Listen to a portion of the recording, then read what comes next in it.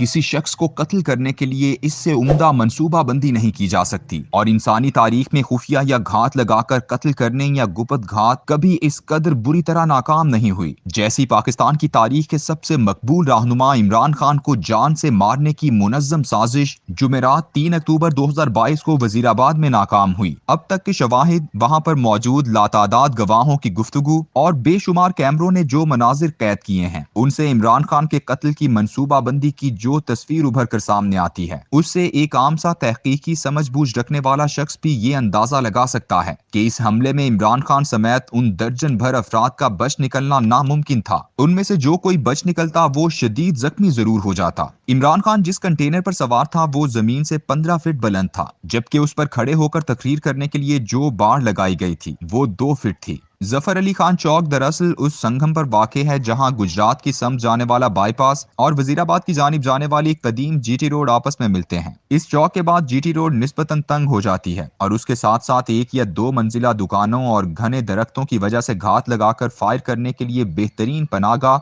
या मकाम हासिल करना इंतहाई आसान है। यूं फायरिंग करने के बाद छत वगैरह से कूद कर पिछली समत मकानों की छतों से कूदते हुए रेलवे लाइन के साथ खुले इलाके में गुम हुआ जा सकता है। इमरान खान को कत्ल करने के लिए इस पूरे रास्ते में इससे बेहतर मकाम मुंतखब नहीं किया जा सकता था। जीटी रोड लाहौर से गुजरात तक कहीं भी इस कदर कम चौड़ाई वाली जगह नहीं है। इसके बाद उन तमाम वीडियोस को गौर से देखें तो मंजरनामा यूं बनता है कि कंटेनर इंतहाई सुस्त रफ्तारी से आगे बढ़ रहा है। ऐसे में किसी अनाड़ी का भी ऑटोमेटिक राइफल से लिया गया निशाना खता नहीं हो सकता। कंटेनर जैसे ही आगे बढ़कर उस तंग और गुंजान आबाद जगह पर आता है तो बुलंद आवाज म्यूजिक के दौरान अचानक जोरदार फायरिंग बर्स्ट की आवाज आती है, जो इतनी देर तक है जैसे किसी ऑटोमेटिक राइफल के 2 मैगजीन खाली किए गए हों या 2 राइफलों से बगैर किसी वक्फे के फायर किया गया हो, यानी एक के फौरन बाद बगैर वक्फे के दूसरा फायर खोल दिया जाता है। इस बर्स्ट का फायर खत्म होते ही पिस्टल के फायरों की आवाज सुनाई देती है। जैसे ही बर्स्ट की आवाज सुनाई देती है, कंटेनर पर सवार तमाम अफराद ऐसे नीचे गिरते हैं जैसे फायरिंग स्क्वाड के सामने कतार में खड़ा करके फायर किया जाए तो सब के सब धड़ाम से नीचे गिर जाते हैं।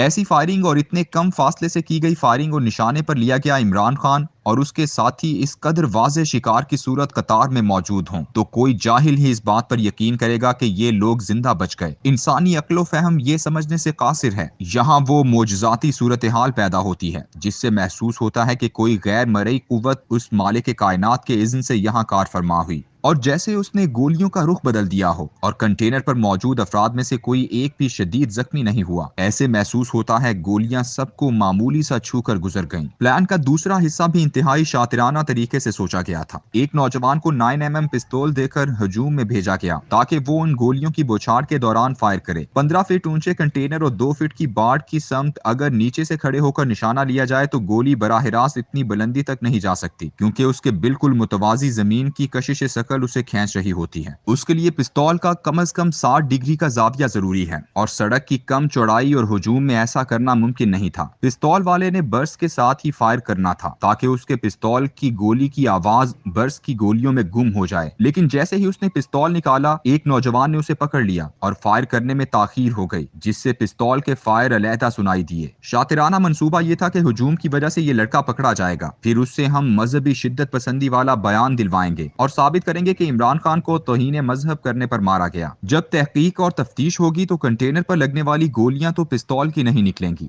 बल्कि ऑटोमेटिक राइफल की होंगी। तो चूंकि उस शख्स की गोली से कोई नहीं मरा होगा, इसलिए ये बाइज्जत बरी हो जाएगा। लेकिन मेरे अल्लाह ने उनकी तमाम तदबीर, प्लानिंग और शातिराना मंसूबाबंदी नाकाम बना दी। कत्ल तो दूर की बात, इमरान खान की टांग में जिस गोली के जरात लगे वो उसकी बड़ी शरियान को सिर्फ छू कर गुजरी। अगर वो शरियान को काट देते तो जिस्म का पूरा खून 20 मिनट के अंदर अंदर बह जाता और शौकत खानम अस्पताल तो 2.5 घंटे की मुसाफत पर था। प्लान के मुताबिक पिस्तौल चलाने वाले की वीडियो फौरन रिलीज कर दी गई। ऐसा इसलिए किया जाता है कि रटाया हुआ बयान भूल ना जाए। बदतरीन बात यह है कि पाकिस्तान के सरकारी टेलीविजन ने एक मुलजिम की वीडियो फौरन चलाई। पाकिस्तान के अजीम सहाफियों ने इसे फौरन नशर किया और अवाम की जानो माल का मुहाफिज वजीर दाखिला राना सनाउल्लाह उसके गुन गाता रहा। जिस वीडियो की कानूनी हैसियत यह है कि वो एक दर्जा सोयम के मजिस्ट्रेट के सामने भी पेश नहीं की जा सकती, उसे वजीर दिफा जासिफ जो एक कानूनी पस मंजर रखते हैं दलील के तौर पर पेश करते रहे। अपने खतरनाक मंसूबे के फेल होने के बाद अब इनके हाथ में इस वीडियो के अलावा रह ही क्या गया था। इस बयान के